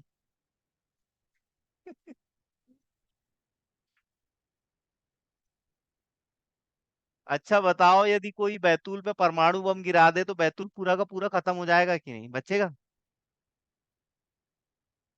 तो बैतूल की जो यहाँ की जो सभ्यता है, यहाँ का जो कल्चर है ना, वो सब चला जाएगा। तो ऐसा हो सकता है कि नहीं? अभी आपने रूस का युद्ध हो रहा होगा, सुना होगा न्यूज में, कितने लोग मर गए उसमें। अब ये युद्ध यदि जैसे महाभारत हुआ, महाभारत में कितने लोग मर गए थे, मरे थे कि नहीं? ला, लाखों लोग, लाखों लोगों की जान चली गई। रामायण में युद्ध हुआ, राम और रावण का, कौरव और पांडवों का युद्ध हुआ, है ना? और अभी ये इसका भी, रूस का भी चल रहा है। और इससे पहले चाइना का चाइना का हुआ था, रूस और यूक्रेन का चल रहा है अभी। तो चाइना का भी हुआ था वर्ल्ड वॉर, है ना? प्रथम विश्व युद्ध हुआ था 1916 में, फिर 1942 के आसपास, 40-42 में, है ना? और द्वितीय विश्व युद्ध के टाइम पे ही तो एंटीबायोटिक की खोज हुई थी, है ना? एंटीबायोटिक की खोज द्वितीय विश्व युद्ध के टाइम पे हुई थी, सर एलेक्जेंडर फ्लेमिंग ने की थी। और उस वो खोज बहुत ज्यादा रिवॉल्यूशनरी रही है, क्रांतिकारी आविष्कार था वो। क्योंकि इन्फेक्शन की वजह से पहले बहुत लोगों की जान चली जाती थी। 1919 में न जाने भारत में कितने लोग नहीं मर गए। 1920 के आसपास भारत में कोई बसता नहीं था, क्यों? क्योंकि पता ही नहीं था कि इन्फेक्शन से भी जान जा रही है। फिर जैसे ही एंटीबायोटिक की खोज हुई तो इन्फेक्शन का ट्रीटमेंट मिल गया, पेनिसिलिन, एंटीबायोटिक, सूक्ष्म जीव को मारने वाली दवाई। और फिर क्या देखना था? फिर तो आज हम गाजर, भट्टे, मूली की तरह एंटीबायोटिक खा रहे हैं, सेल्फ मेडिकेशन कर रहे हैं। जब भी सर्दी, खांसी, बुखार आया तो खुद ही जाके मेडिकल स्टोर से दवाई ले ले रहे बिना डॉक्टर की सलाह के। क्या ये सही है? नहीं है। एंटीबायोटिक एच शेड्यूल के ड्रग्स होते हैं, बिना डॉक्टर के प्रिस्क्रिप्शन के लेने चाहिए क्या? नहीं लेने चाहिए, लेकिन बहुत लोग लेते हैं। मैं आपको ये इसलिए बता रहा हूँ बेटा, कल को आप फार्मासिस्ट बनोगे तो आप में अंडरस्टैंडिंग होनी चाहिए। भले सिचुएशन के हिसाब से आप किसी को दे दो, उसकी मदद कर दो, लेकिन फार्मासिस्ट के दवाई देने में और मरीज जिसको मेडिकल का नॉलेज नहीं है उसके दवाई लेने में अंतर है या नहीं? फार्मासिस्ट ने 2 साल पढ़ाई की है, रोज 1-1 घंटे ऑनलाइन क्लास अटेंड की है, ऑफलाइन क्लास अटेंड की है, प्रैक्टिकल्स किए हैं, तब वो दवाई दे रहा है। और एक आम इंसान, एक मजदूर बेचारा जो रोज गड्ढे खोदने का काम कर रहा है, उसको क्या पता है जिथ्रोमाइसिन क्या होती है? उसको तो किसी पड़ोसी ने बता दिया कि ये वाली दवाई खा ले, नीले पत्ते वाली, और उसने भी खा ली। और फिर बोला वाह यार, मैं भी ठीक हो गया। फिर उसकी बीवी प्रेग्नेंट थी तो बोले तू भी खा ले। अब उसको पता ही नहीं कि प्रेग्नेंट लेडी को देना है कि नहीं देना है, ये तो फार्मासिस्ट को पता है ना। और वही दवाई उसने अपने छोटे बच्चे को भी दे दी, उसको पता ही नहीं है कि भाई बच्चे का वजन कम है, बच्चा अभी छोटा है, उसको नहीं देना है, उसको कम देना है, इतना उसको समझता है क्या? इसलिए कहते हैं कि आधा अधूरा जो ज्ञान होता है वो इंसान को डुबा देता है। तो इंसान को ज्ञान हो तो विस्तृत ज्ञान हो, और आधा अधूरा होगा तो इंसान दब जाएगा इंसान, है ना? गड्ढे में गिर सकता है इंसान। इसलिए भैया जब भी दवाई खाओ, आपका शरीर है, और शरीर से बढ़कर कुछ है क्या? शरीर में ही तो आपकी जान है, और शरीर ही नहीं रहेगा तो जान कहाँ से रहेगी? जान तो निकलना नहीं चाहती थी शरीर से बाहर, लेकिन 250 की स्पीड पे पल्सर दौड़ा रहे थे और घुस गए ट्रक के सामने वाले टायर के अंदर। शरीर के चिथड़े उड़ गए। जान तो चाहती थी कि नहीं निकले, लेकिन शरीर ही बगर गया रोड पे पूरा। अब जान क्या करेगी बेचारी, बताओ। निकलना ही पड़ेगा उसको झक मार के। जगह ही नहीं बची उसके रहने की। कोई कभी लौटे और देखे कि मेरे घर पे किसी ने बुलडोजर चला दिया है, अब वो उस रात कहाँ सोएगा? अपने घर पे तो नहीं सो पाएगा। पड़ोसी के घर सोएगा, रिश्तेदारों के घर सोएगा, पेड़ के नीचे सोएगा। वैसी जान की भी हालत होती है। पूरे शरीर के टुकड़े टुकड़े हो गए। वो ढूंढती है कहाँ रहूं, और कभी घुस जाती है किसी के अंदर, किसी दूसरे के घर में जबरदस्ती। या आपने देखा होगा किसी पूर्वज की जान आ जाती है, आत्मा आ जाती है किसी व्यक्ति में। सुना है कभी ऐसा? हम्म। ऐसा हो सकता है। हमारे शरीर में है ऐसा कुछ तो, जो हमारे पूरे शरीर को चला रहा है कि नहीं? हम्म। अब उसको विज्ञान बोलता है वाइटल एनर्जी। कुछ तो है विज्ञान, विज्ञान भी तो कुछ कह रहा है ना। आत्मा नहीं बोल रहा विज्ञान। विज्ञान से पूछो आत्मा होती क्या, तो बोले आत्मा वात्मा कुछ नहीं है। तो बोले शरीर को कौन सी शक्ति चला रही, तो बोले प्राण ऊर्जा, वाइटल एनर्जी। वाइटल एनर्जी क्या है बताओ? वाइटल एनर्जी है ना। विज्ञान के सोचने का तरीका अलग है, लेकिन बात तो ये सच है कि शरीर में कुछ न कुछ तो ऐसा है जो पूरे शरीर को चला रहा है। और यदि वो शरीर में नहीं है, शरीर कोई काम का नहीं। हम्म। है ना। तो पहले ऐसा होता था क्या कि इंसान की बॉडी के चिथड़े उड़ जाए? नहीं होता था। ये तो इंसान की टेक्नोलॉजी है जो चिथड़े उड़ा रही है। बताओ। गाड़ी भगती ना 200 150 की स्पीड पे, और इस स्पीड पे यदि सामने अचानक ट्रक आ जाए, कंट्रोल नहीं हुई और गाड़ी घुस गई, बॉडी की क्या हालत होगी बताओ? किडनी, लंग्स, हार्ट, ब्लड सब रोड पे बिखर जाएगा। मरा हुआ कुत्ता देखा है आपने कभी रोड पे? बिल्ली देखी है? वैसी हालत इंसान की हो जाती है। हॉस्पिटल ले जाने का भी टाइम नहीं रहता है। इसलिए बेटा गाड़ी हाईवे पे बहुत धीरे चला, मतलब सतर्कता के साथ चलानी चाहिए। कोई जरूरी नहीं है कि भाई हमारी गाड़ी में यदि 200 की स्पीड दी है तो हम उसको 150 पे ही चलाएं। हम उसको 70 80 से ऊपर लेके न जाए, क्योंकि दुर्घटना कभी भी घट सकती है। और दुर्घटना यदि घटेगी तो हमसे जुड़े कितने लोग हैं जिनको कष्ट होगा। तो अपनी ना सही तो उनकी सोचा करो। यही तो होता है प्रेम। हम्म। कोई इंसान यदि आत्महत्या करना चाहे और एक बार ये सोच ले कि नहीं यार, मेरी माँ ने मुझे कितने कष्टों से पाल पोस के बड़ा किया है, मुझे अपनी मुझे जब छोटा था तो मुझे दूध पिलाया है, तो 9 महीने अपने पेट में रखा है, उसके लिए तो जिंदा रहूं कम से कम मैं। ऐसा भी सोच लेगा तो आत्महत्या करेगा क्या? बताओ। किसी भी इंसान को कभी आत्महत्या नहीं करनी चाहिए। किसी का कोई नहीं है तो क्या उसकी माँ भी नहीं है? माँ से ज्यादा बढ़कर तो इस धरती पे कोई होता ही नहीं है। आजकल मैं न्यू जनरेशन को देख रहा हूँ, ब्रेकअप हो गया तो सुसाइड। ये क्या हुआ भाई? और कोई है ही नहीं जैसे दुनिया में तुम्हारा। हम्म। किसी के जाने से किस यही तो मैं कह रहा हूँ कि ये सब रील देख के और मूवीज देख के इंसान का दिमाग ऐसा हो गया है कि इंसान की समझ ही खत्म हो गई। कोई भी टेक्नोलॉजी गलत नहीं है, इंसान का उपयोग गलत और सही है। मोबाइल क्या गलत है? नहीं। मोबाइल से आप क्या ऑनलाइन क्लास देख के अभी फार्मेसी पास करके बढ़िया मेडिकल नहीं डाल लोगे? बिजनेस करके अच्छा पैसा नहीं कमाओगे? बताओ। एक ये भी कर सकते हो। नहीं तो मोबाइल में आलतू फालतू की चीजें देखो दिन रात, महीने भर, 2 महीने, साल भर, और फेल हो गया व्यक्ति। फार्मेसी में फीस दी तो 1 लाख वो अलग चले गए। टाइम अलग दे दिया, साल 2 साल वो अलग चला गया। और परिणाम क्या आया? नील बटे सन्नाटा। तो ऐसा यदि हो तो ये सही है क्या? बस तो हर इंसान में जागरूकता आए अपने करियर को लेके, अपने भविष्य को लेके, अपने से जुड़े लोगों के बारे में वो सोचना शुरू करे, उनसे अनकंडीशनल लव करे। अनकंडीशनल लव वो होता है जिसमें व्यक्ति कुछ रिटर्न नहीं चाहता। जब एक माँ बच्चा पैदा करती है तो उसको कितना कितना पेन होता है उसको। वैज्ञानिक ऐसा कहते हैं कि भाई जितना पेन एक फीमेल को बच्चा पैदा करते वक्त होता है, यदि उतना पेन एक मेल को हो तो पॉसिबली उसकी जान चली जाएगी। है ना? इतना पेन होता है। और उस पेन को सहने के बाद फिर 6 महीने बच्चे की कितनी केयर करनी पड़ती है बताओ। जानवर का बच्चा तो आज पैदा हुआ तो आज ही चलने लगता है। क्या इंसान का बच्चा आज पैदा हुआ तो आज चलता है क्या? हम्म। रेंगता भी नहीं है वो तो। अम्मा अम्मा चलने में भी उसको थोड़ा टाइम लगता है। तो बताओ उस बच्चे की कितनी केयर करनी पड़ती होगी। कोई कुत्ता बंदर गाय थोड़ी ना है कि आज पैदा किया तो कल दौड़ रहा है टन। इंसान के बच्चे की 6 महीने साल भर बहुत केयर करनी पड़ती है। दिन में 10 बार उसके डायपर बदलने पड़ते हैं। कौन करता है ये सब बताओ? माँ या बाप। है ना?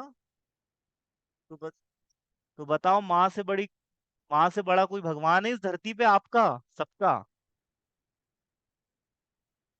हम्म। बस तो फिर अपने माँ के लिए पढ़ाई करो बेटा। उसको खुशियां देने के लिए पढ़ाई करो। आपके किसी काम से यदि आपके माँ के चेहरे पे खुशी आ जाए कितनी बड़ी बात है। कल को आप उनको बोलो कि मम्मी मेरे को गवर्नमेंट जॉब लग गया जिला चिकित्सालय में, ये मेरा ज्वाइनिंग लेटर है। कितनी खुश हो जाएगी आपकी माँ, इमेजिन करके देखो। कितना आनंद आएगा उनको। मेरा राजकुमार, मेरी रानी बेटी, मेरा नाम रोशन कर दिया। अच्छा लगेगा या नहीं उनको? तो उनकी खुशी के लिए करो, अपनी ना सही तो उनकी खुशी के लिए करो। लेकिन जीवन में कुछ अच्छा करो जिससे समाज में आपका नाम हो, आपके पेरेंट्स का नाम रोशन हो। नहीं तो बदनामी में भी नाम होता है। तो बदनामी से नाम करना है या अच्छे कामों से अपना नाम करना है बताओ? राम और रावण में क्या अंतर है? शक्तिशाली तो राम भी था और रावण भी था, लेकिन रावण को अहंकार था। रावण दूसरों की बीबियां चुराता था, उन बीबियों के साथ दुराचार करता था, व्यभिचार करता था, दुर्व्यवहार करता था, जोर जबरदस्ती करता था, शक्ति का दुरुपयोग करता था। तो आज बताओ पूजा किसकी करते हो तुम लोग? रामनवमी मनाते हो? हम्म। रावण के जन्म पे कौन खुश होता है?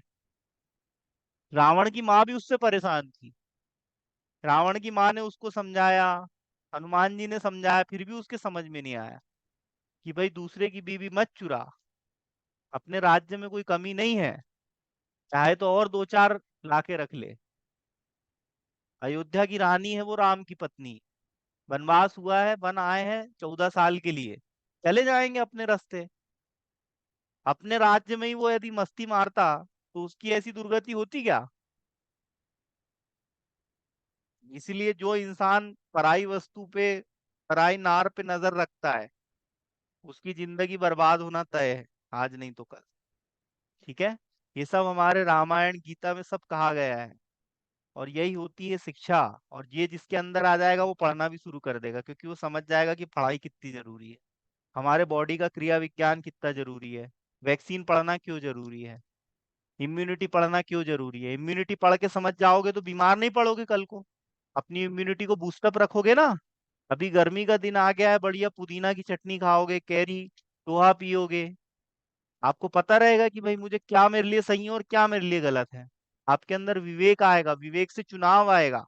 और चुनाव आपका सही होगा तो आपके जीवन में सही परिणाम आएंगे। अभी गर्मी चल रही है, कोई भी कोल्ड ड्रिंक नहीं पिएगा। ठीक है? कोल्ड ड्रिंक तो नहीं पीता आप में से कोई? Very good. हाँ, छाछ पियो, नींबू का पानी पियो, कैरी पियो। अभी आम का सीजन आएगा तो आम का रस पीना।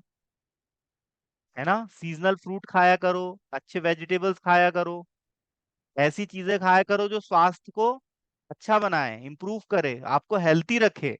ऐसी चीजें नहीं खाना जो आपको, आपके हेल्थ को डाउन करे। क्या नहीं खाना? डालडा। डालडा से ट्राइग्लिसराइड्स बढ़ते हैं। बहुत ज्यादा तेल का खाना नहीं खाना चाहिए। ऑयली फूड आजकल बहुत ज्यादा चल रहा है, शादियों में देखा होगा आपने, ऊपर से चम्मच घुमाओगे तो तेल निकल जाएगा। देखी कभी आपने सब्जी? कहीं तो देखी होगी। तेल ही तेल।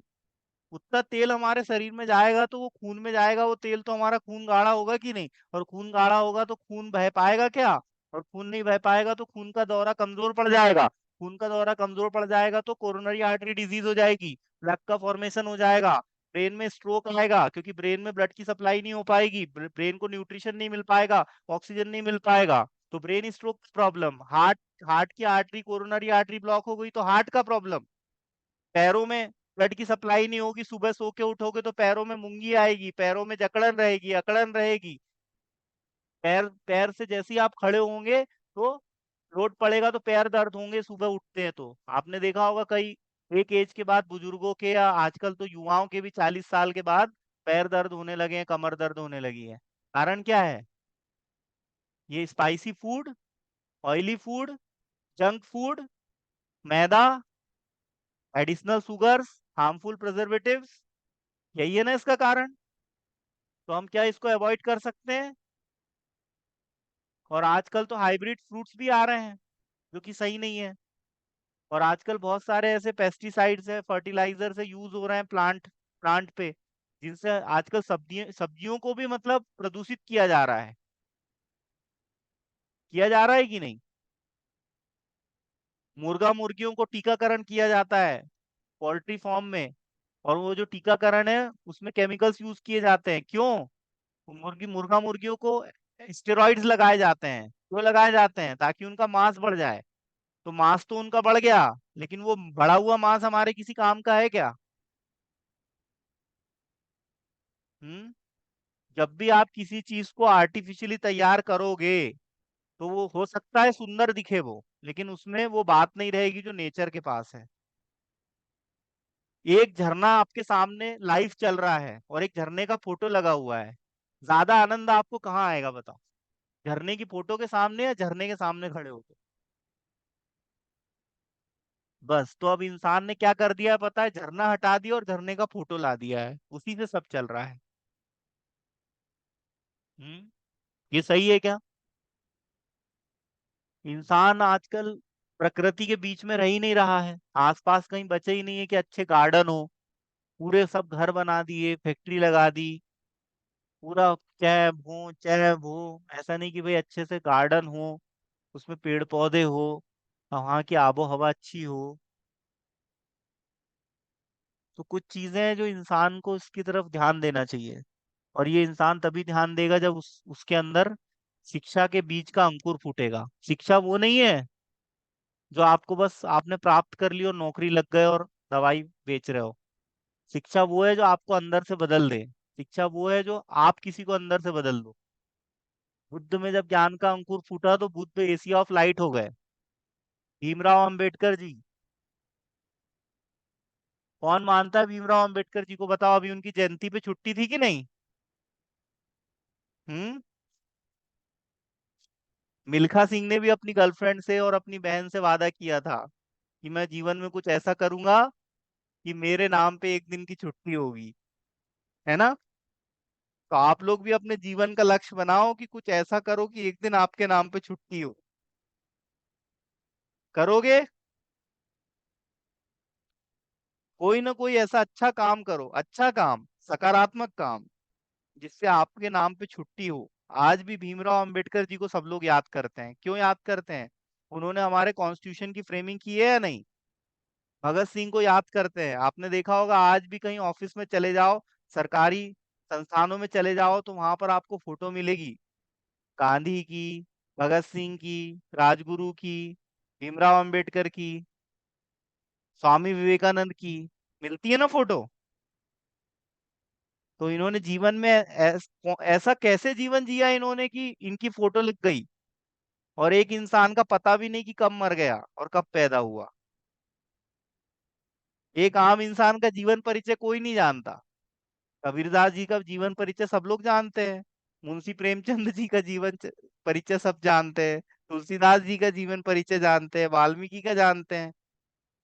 और एक आम इंसान जानवरों की तरह पैदा होता है, खाने के लिए जीता है, जानवरों के जैसे बस इधर उधर घूमता फिरता है और अपनी यौन इच्छाओं की तृप्ति करता है और मर जाता है। ऐसा ही होता है। जानवर भी तो ऐसा ही करता है। जानवर को क्या चाहिए? बंदर को खाना मिल जाए, पानी मिल जाए और बंदरिया मिल जाए। इससे ज्यादा बंदर कुछ चाहता है क्या? तो इंसान को कभी भी जानवर जैसा जीवन नहीं जीना चाहिए। इंसान को इंसान के जैसा जीवन जीना चाहिए। परमात्मा ने इंसान को ऐसा बनाया है कि वो हर जानवर की सुरक्षा कर सके, हर जानवर की भलाई कर सके, और उसको ऐसा करना भी चाहिए। इंसान को कभी भी जानवरों के घरों को तोड़ना नहीं चाहिए। बेचारे जानवर जंगलों में रहते हैं, इंसान जंगलों को काटता है। जानवर कहाँ जाएंगे बताओ? हम्म। फिर इंसान कहता है कि देखो, ये बंदर आके हमारे खप्पर तोड़ रहे हैं। चाहे कि खप्पर ही तोड़ रहे हैं, घर तो नहीं तोड़ रहे तुम्हारा। इंसान ने तो बंदरों के घर तोड़ दिए, जंगलों में आग लगा दी, रेस्टोरेंट खोल लिए, वाटर पार्क खोल लिए। 50 एकड़ को एक साथ ही हलाल कर दिया इंसान ने। अब वो 50 एकड़ जंगल में जो जानवर रहते थे वो कहाँ जाएंगे बेचारे? कभी सोचा है किसी इंसान ने ऐसा? तो बस तैयार हो जाओ फिर सुनामी जैसी घटना के लिए। तैयार हो जाओ फिर भूकंप के लिए, और फिर बैठ के रोना मत कि मैंने मेरे बच्चे खो दिए, मैंने मेरी माँ खो दी। जानवरों का भी तो परिवार होता है ना। एक चिड़िया अपने बच्चों को कितने प्रेम से खिलाती है, कभी देखा है आपने? जैसे एक माँ अपने बच्चे को खिलाती है, वैसे ही चिड़िया की माँ भी अपने बच्चों को खिलाती है। वही प्रेम रहता है, वही लगाव रहता है, निश्चल प्रेम रहता है। लेकिन उस पेड़ को आपने काट दिया, और वो चिड़िया के घोंसले को तोड़ दिया, अंडों को फोड़ दिया।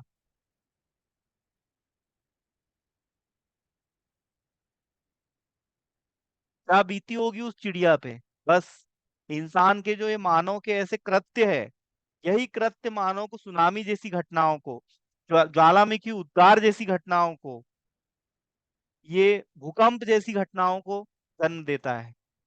फ्लोड, बाढ़ आ जाती है, ऐसी घटनाओं को जन्म देता है। कोविड जैसी घटनाओं को जन्म देता है। चिकनगुनिया जैसी घटनाओं को जन्म देता है। इन्फेक्शियस डिजीज आती है, मानव महामारी। कोविड आया तो तुमने देखा कभी कोई गाय मर गई कोविड से? बताओ। इंसान ही मरा। गाय ने तो कभी मास्क नहीं लगाया, बिना मास्क के घूमे बेचारे, लेकिन उनको कुछ नहीं हुआ, क्योंकि वो निर्मल मन के है ना। गाय निर्मल होती है कि नहीं बताओ? गाय का दूध पिया ही होगा आपने जीवन में कभी ना कभी। आपको पता है, जब डिलीवरी होती है और बच्चे को माँ का दूध नहीं मिल पाता है, तो उनको थोड़ा थोड़ा गाय का दूध भी दिया जाता है मिक्स करके। तो देखो गाय माँ के समान है या नहीं।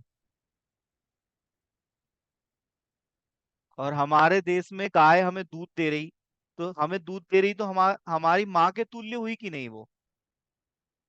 और गाय हमारी माँ के तुल्य है, और वो गाय यदि बछड़ा पैदा नहीं कर पा रही तो हम उसको बांझ समझ के हम उसको काट के बेच देते हैं मार्केट में।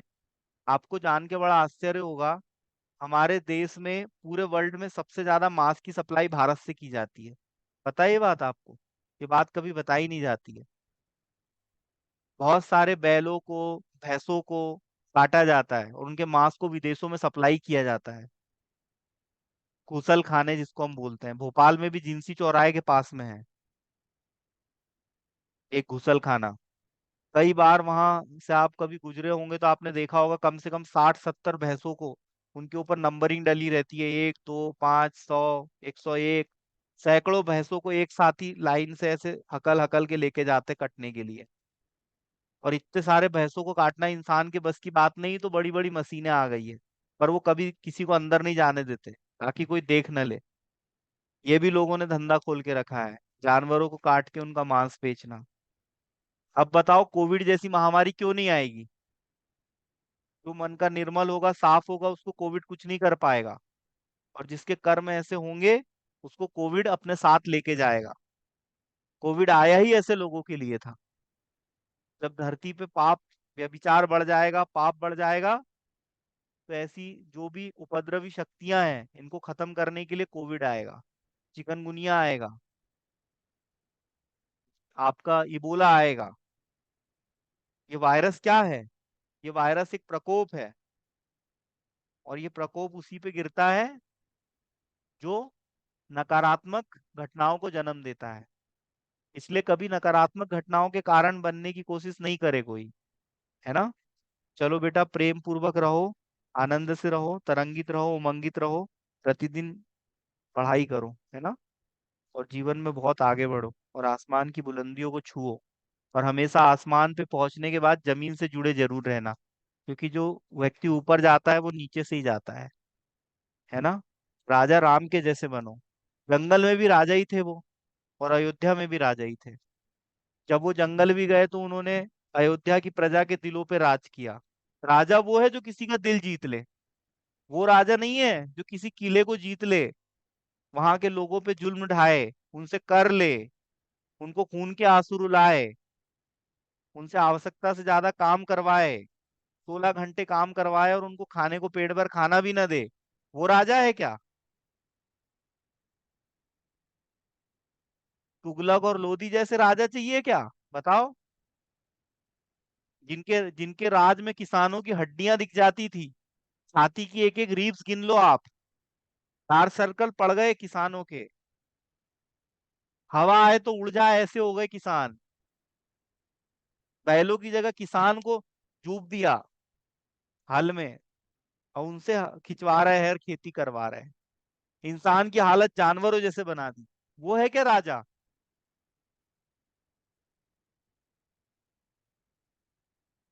राजा वो है जो अंदर से किसी की अपनी रिस्पेक्ट निकलवा ले, वो है राजा। राजा राम जब गए तो पूरी प्रजा रो रही थी। राजा राम के आने पे लोगों ने दीपावली मनाई है, इसलिए नहीं कि उनको पैसे मिले थे। आजकल तो वोट के लिए दारू पिलानी पड़ती है, मुर्गा कटवाना पड़ता है। सैकड़ों मुर्गे मेटाडोर से ट्रांसफर हो रहे गांवों की तरफ, और दारू की बोतलें ट्रांसफर हो रही है। साहब, 10 लाख की दारू पिला दी है फला ब्लॉक में। ये कोई बात होती है क्या? वोट के लिए आप मटन मुर्गा और दारू पिला रहे हो लोगों को। इससे समझ में आता है कि लोगों का मेंटल लेवल क्या है। आपको क्या लगता है? कोई व्यक्ति 100 रुपए के लाल के पौवे के लिए और 200 रुपट्टी के मुर्गे के लिए अपना वोट दे दे किसी पार्टी को, तो इससे देश का क्या होगा? हम्म। इसीलिए तो बेटा, शिक्षक का ये दायित्व है, उसका ये कर्तव्य है कि वो हर स्टूडेंट की आंखें खोले और उसके अंदर जागरूकता पैदा करे, उसके अंदर अवेयरनेस पैदा करे, उसको सोचने के ऐसे ऐसे आयाम दे जिससे उसने कभी ना सोचा हो, है ना। दिमाग खुल जाए इंसान का और हर दिशा में सोचने लगे और हर तरह से सोचने लगे। प्रकृति के बारे में सोचे, मासूम जीव जंतुओं के बारे में सोचे, गरीबों के बारे में सोचे। लोग बेचारे गरीब है, ईमानदार है, वो भूख से मर रहे, तड़प रहे, और कई लोग खा खा के कोलेस्ट्रॉल की प्रॉब्लम हो गई। कितना ही अच्छा खाना रख दो उसमें भी मीन में एक निकाल देते हैं, क्योंकि पेट बहुत भरा हुआ है। कभी भूखे प्यासे रह के कोई देखो कि क्या होती है भूख और क्या होती है प्यास। और जब बहुत प्यास लगी हो तो एक गिलास पानी भी मिल जाए ना, तो उसके आगे बड़े से बड़ा जूस भी फेल है, हर चीज फेल है। जिस इंसान को प्यास लगी हो उसको बोल ले साहब दारू पी, वो नहीं बोलेगा पानी चाहिए मेरे को तो।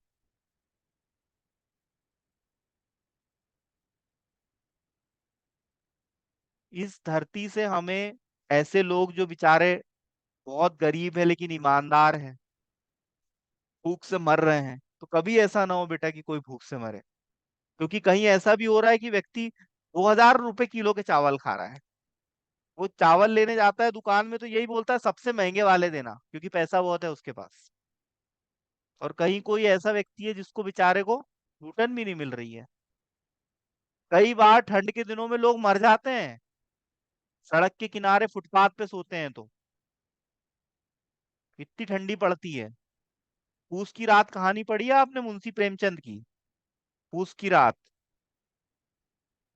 विंटर सीजन में 4 महीने में 10 दिन इतनी ठंड पड़ती है कड़ाके की कि मैं क्या बताऊं। 10 दिन से 15 दिन, एक महीने, बहुत ठंड पड़ती है। हल्कू और उसका कुत्ता दोनों ठंडी में कैसे कप रहे थे। पढ़ी है वो कहानी आपने मुंशी प्रेमचंद की? नहीं पढ़ी होगी, स्कूल में थी। चलो ठीक है, कल आगे हम पढ़ाई करेंगे। एक्सट्रैक्शन पढ़ के आओगे आप लोग फार्मास्यूटिक्स में, एक्सट्रैक्शन क्या होता है, और आपका टैबलेट कैप्सूल पैरेंट्रल्स, है ना, ये पढ़ के आओगे आप। मैं कल आपका ओरल टेस्ट लूंगा, ठीक है। चलो बाय बेटा।